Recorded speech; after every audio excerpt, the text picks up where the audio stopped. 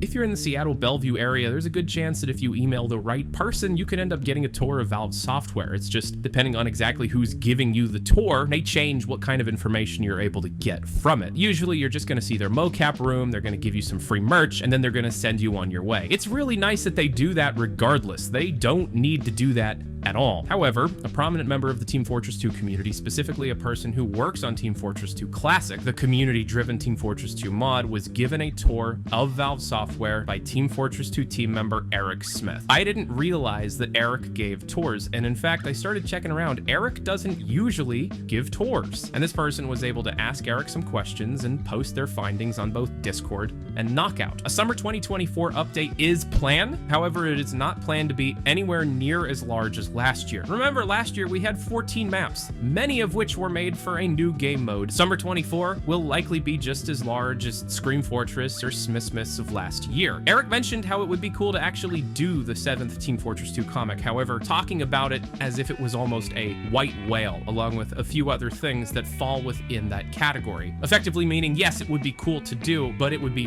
very rare to happen. The 64-bit update that we discussed last month was spearheaded almost entirely by Joshi being the new contractor that is responsible for most of Proton and a lot of the Linux-based stuff, yet still finds time to port the entirety of Team Fortress 2 into a 64-bit architecture. Eric did state, as we did as well, that the update was not with something in the future that they're planning that's big. It's just forward thinking and mostly done for maintenance. All requests related to vscripting systems, meaning new features added on top of that already existing architecture, are considered. So if you have anything that you would like to see, or if there's any limitations of the current game mode that you are working on that new features could alleviate, tell them, ask them, they will consider it. Valve has apparently also noticed that hybrid game modes have grown in popularity and do share a bit of interest in supporting making them work. Apparently Eric does read all of his emails and tries to get back to as many people as he possibly can. However, Valve's quote-unquote spam filter is very strong, so odds are if you sent an email and didn't hear anything back, the Valve filter just kept it from reaching its target. This is a direct quote from the write-up on Knockout. Quote, Eric is really enthusiastic about Team Fortress 2 and what the community has done. Eric's very aware of all the lost Team Fortress 2 media, such as comics. Nothing big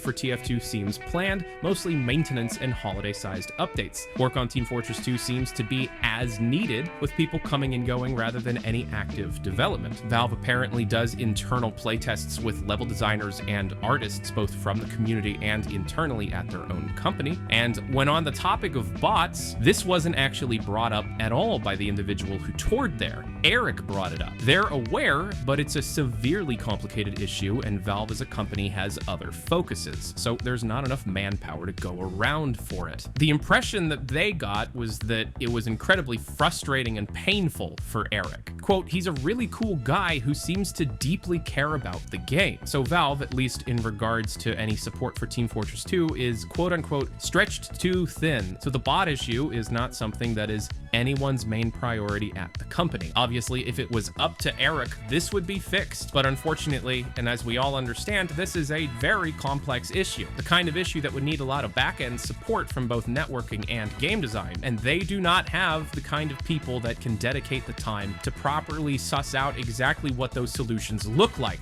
Instead, the majority of those talented people are working on Neon Prime or CS2. It's hard to believe, but yeah, Valve probably is stretched quite thin.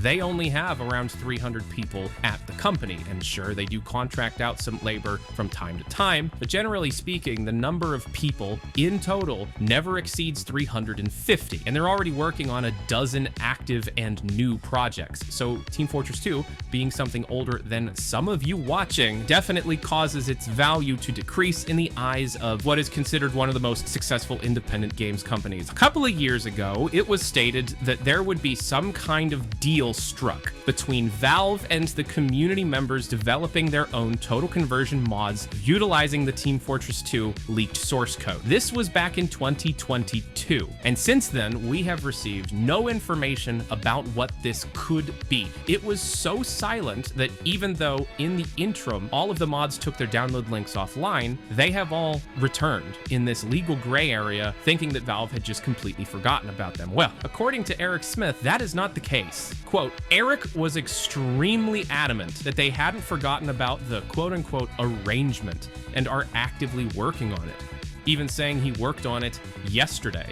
yesterday being the 20th of February. Eric mentioned this year, but wasn't going to be held to that. Eric specified that they were working on finishing it rather than it being in mid-development. The arrangement seems to be more than just Team Fortress 2 Classic and Open Fortress, but rather a way in general for these sorts of things to exist. Obviously, COVID somehow sidetracked this arrangement. Remember, this was announced back when it was first mentioned to be a way for these types of mods to not only be legal and supported by Valve, but release in an official capacity directly on the Steam platform. If there was a hub or some sort of support from Valve on Steam, it would be a one-click install like any other mod that Valve supports, which would be a massive boon to player numbers across the board. Reaching out to the two most popular mods, Open Fortress and Team Fortress 2 Classic, the ones that Eric referred to directly, resulted in no comment from Open Fortress and the following from Team Fortress 2 Classic. I asked the administration of these two teams the following questions. Quote, what would be helpful for your team and your game from Valve with regards to this arrangement? Quote, peace of mind mainly. We've spent the past 2 years in a legal limbo, trying to intentionally keep a low profile because we do not even know what Valve thinks of us. We would be happy just knowing that they aren't waiting for an excuse to send us a cease and desist. Even as is, an enormous amount of work on the arrangement has happened without us knowing any details about it, even as it would pertain to our own development and goals. In the long run, the most helpful thing we could have is active communication with Valve and the confirmation that they're seemingly still happy to work with us and other major modding teams to facilitate development as they've done historically. What from this arrangement would you specifically want? What it sounds like will happen, and what we're hoping for, is an updated version of the Source SDK. Team Fortress 2 and other branches of the engine have made a lot of engine improvements since the last SDK update in 2015 or so, all of which we are unable to use or implement due to our lack of engine access. We are looking forward to be able to make use of them, possibly even see a public release of TF2's base game code as well, as in with the economy and other related features removed, of course. This would also imaginably legally clear TF2 Classic for a Steam release, so that we could follow in the footsteps of other recent mods such as Portal Revolution and Alien Swarm Reactive Drop. Has Valve in any way contacted your team? No. Arguably, we were the ones that contacted them in this case, since the person that visited Valve and talked with Eric about this was a member of our team and consulted with us beforehand regarding what he should ask Eric. But we haven't personally received anything on any of our project's points of contact. We are currently looking to reach out to Eric and ask for clarifying details ourselves soon. Given that Eric wanted the scope of this to be larger than TF2, our ideal would be an SDK based on a modern version of Source. TF2's own engine branch is still missing 17 years of engine improvements since the release of the Orange Box, and has been repeatedly causing us issues during development. If Valve wanted to do the most to help the Source modding community without a lot of development effort on their end, they would support Strata and help them release a public SDK based on the newest version of the engine, so that you don't have to get formally licensed to use the most developed and mature version of Source, especially since Valve themselves have essentially abandoned the engine in favor of Source 2, end quote. And by the way, thank you so much to the Team Fortress 2 Classic admin team for being so prompt and communicative. It made this video a lot easier to produce.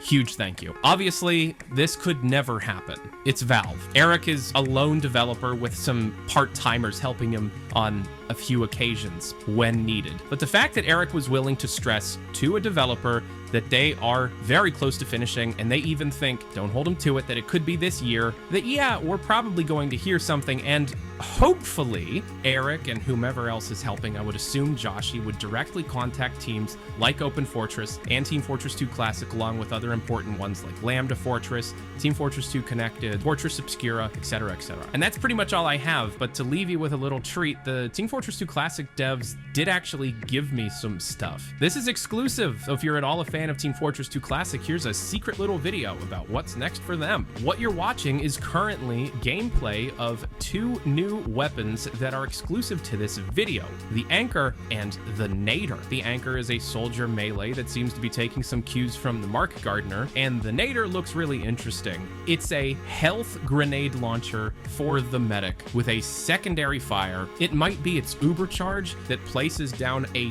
dome of Uber that causes Ubercharge for everybody standing within that dome. And lastly, they're showing off this cool lighting technique. Quote, "This is our new lighting technique we are looking to use in the future. Real-time deferred lighting with relatively minimal performance impact, cheaper than dynamic lights, blended with baked light maps, based on Lambda Wars implementation. Here's an example on Steel's A-point, exaggerated to show off the effect." Thank you so much, TF2C team. That was super nice of you. Remember the Commando class? Anywho, I'm Tyler McVicker, the Passionate Gamer. I guess that's all just something to look forward to for the ever-starving Team Fortress 2 community. And yes, it does suck that Valve essentially said, yeah, we know the bots suck. Yeah, we hate the bots. We're not really gonna take care of them. I'm Tyler McVicker, the Passionate Gamer. Thank you so much for watching. If you want to keep up to date on everything I'm working on, hang out with me and my friends, my Discord server invite link is down in the description below, or you can follow my X profile. If you want to support these videos, see more like them, get access to them early, check out my Floatplane and Patreon pages, also down in the description below. It doesn't matter which one you support, you get the same stuff across the board. It's just sometimes people don't like Patreon or vice versa. Again, I'm Tyler McVicker, the Passionate Gamer. Thank you so much for spending time with me, and I will see you next time. Peace and hair grease. Adios.